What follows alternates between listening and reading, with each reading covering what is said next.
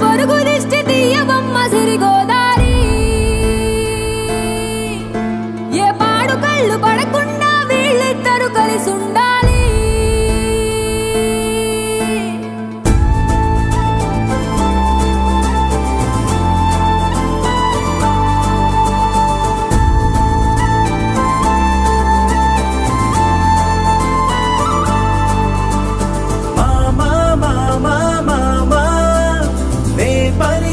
తొలి పదమా నాకే దొరికిన వరమా నాకై నిలిచిన పదమా నీ కాలి అడుగుల్లో ఉంది నా గుడి నీ నోటి పలుకుల్లో ఉంది నా బడి పుడుతూనే నీ ఒడిలో పాపనై పడి నీ పేరై మోగింది